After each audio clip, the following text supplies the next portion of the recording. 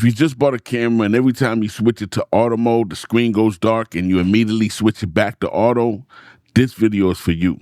Let's talk about it. Welcome back to We Shoot Films, where I teach content creators and entrepreneurs how to build their brand or business through video and audio. So if that's you, make sure to subscribe today. All right, so today we're going to talk about how to get out of that auto mode, because auto mode can really hurt you sometimes. And we want to really be in manual mode. I know it can be scary, but we're going to break it down.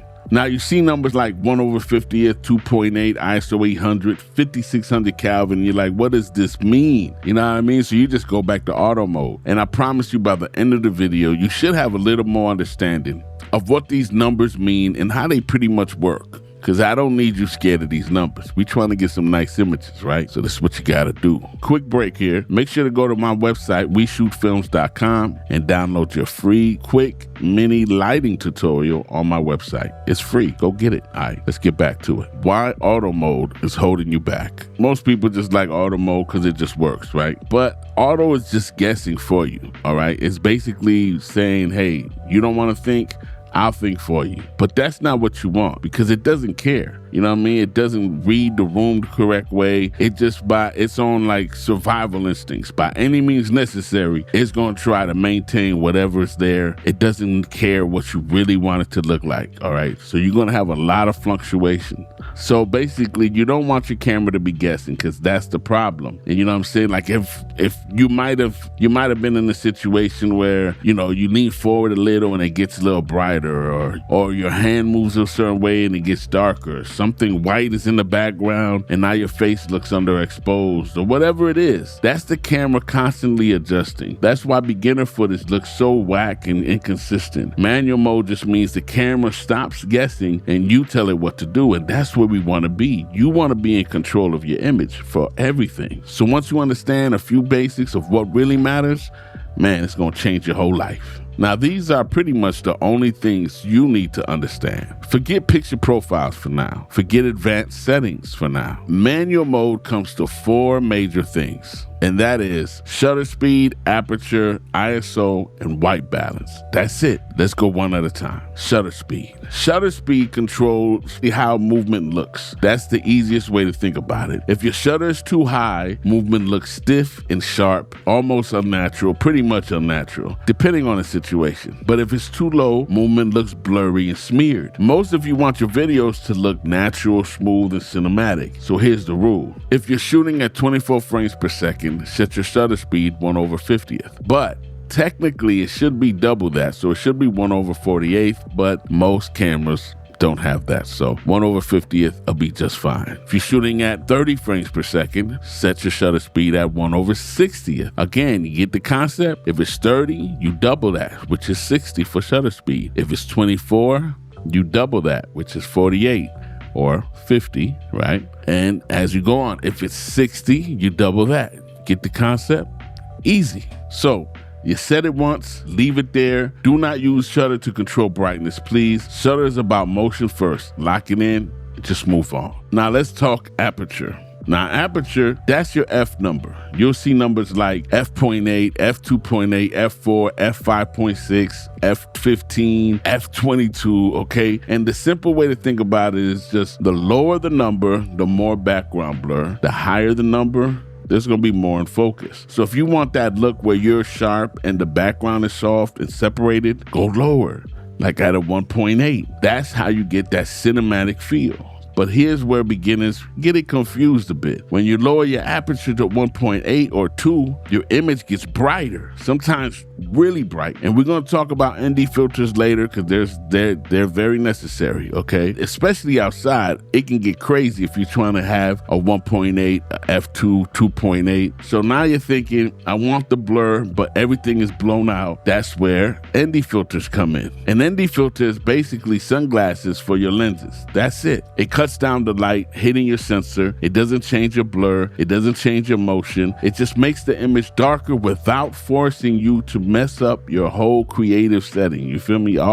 It doesn't mess it up. If I want to shoot at 1.8, 2.8, you can, because you have the ND filter. Now, if you're inside your house, you probably don't need one. Outside during the day, you definitely most likely gonna need one if you wanna shoot at a lower aperture. So most of y'all might just go back to auto mode, right? Because it makes it easier. But no, you don't want it to think for you. Manual mode is not broken, it's not hard. You just need to learn how to control your light. And the best way to do that is just to understand and control your camera settings. Let's talk ISO. Now, ISO controls the brightness. If your image is dark, you raise the ISO, right? But here's the mistake beginners make. They crank ISO super high instead of adding light. Then they say their camera looks grainy. See, the higher your ISO, the more noise you introduce. If your footage looks dirty or noisy, most of the time you don't even need a better camera, you need more light. Lighting fixes more problems than ISO ever will. Trust me, ISO should fine-tune exposure, not save bad lighting. I will always tell you to learn your lighting, but that's a whole other thing. We're just talking about camera settings right now. But lighting is another crucial part of this situation, understanding how to control light. We're going to talk about that at a later date. Don't use ISO to overcompensate. Find out your camera's native ISO settings, which sometimes could be, these days they have cameras with dual ISOs, which might be at 800 or 2500, whatever that is. And you shoot at those places, all right? Because those should supposedly be the cleanest for your camera at that setting.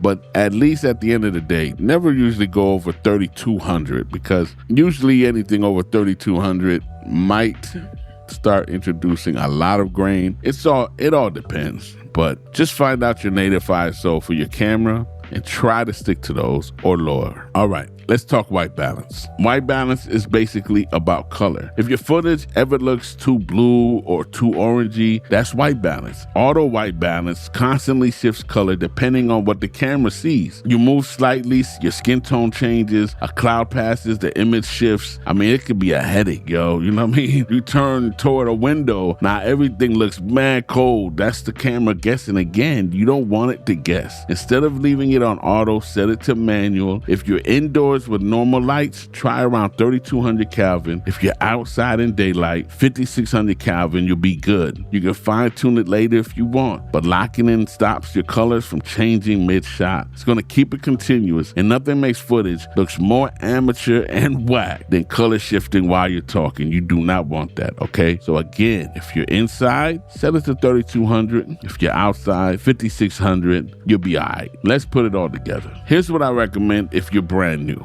Step 1, set your frame rate to 24 frames per second. Step 2, if your camera's able to, set it at 1/48th, but 1/50th is just fine. Step 3, choose your aperture based on how much background blur you want. Step 4, if you're outside and it's too bright, you know what to do. Use that ND filter. Step 5, adjust ISO until exposure looks right. Step 6, set your white balance based on your lighting and lock it in. So remember, inside 3200, outside 5600. Don't forget, you want it to be in manual mode. It's not complicated. Yeah, you gotta remember a few things, but nothing crazy. Or just keep it written down somewhere to remind you what to do. Because see, when you switch to auto to manual, something's gonna change right away. Your exposure stops shifting, your brightness stays consistent, your colors stop changing, and your footage looks more intentional. Not because you bought expensive gear, it's got nothing to do with that. Because you stop letting the camera make decisions for you, and that alone levels you up. You feel me? Now, if your footage still doesn't look great after switching to manual, it's probably your lighting. Manual gives you control. Lighting gives you the look. Remember that. And we're breaking that down next time, okay? That's later on. We're going to talk about lighting, how to take away, add different type of lighting and all that stuff. But right now, I just want you to concentrate on learning these concepts that's going to help you get to that next level of really being,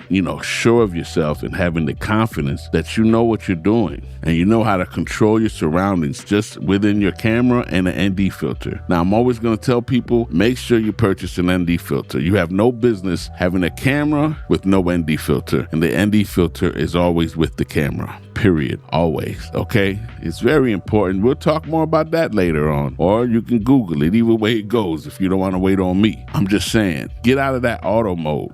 And we're not talking about auto-focusing lenses. We're talking about your actual camera settings. We're not talking about lenses, none of that right now. This is about cameras. Some of you only want to use autofocus for your lenses. That's a whole other conversation. And there's a good thing for auto mode for lenses. I use it all the time. And there's a moment when not to use autofocus. We'll talk about that some other time. If you've been avoiding manual mode because it felt intimidating, don't. It's simple, as I've shown you. Shutter for motion, aperture for blur, ISO for brightness, white balance for your color, and the ND filter when you need to control the light outside to keep that aperture that you want. All right, that's it. Switch it to manual. You're gonna love it. Trust me. Hopefully this helps you out. If you got any comments or anything you need to know even more that I forgot maybe to explain, make sure to leave a comment, down in the description. I appreciate your time. Other than that, subscribe, hit the bell on the side so you get notified on time. And like I always say, it is what it is. Oh yeah, and also this other video might help you out too. Go check it out.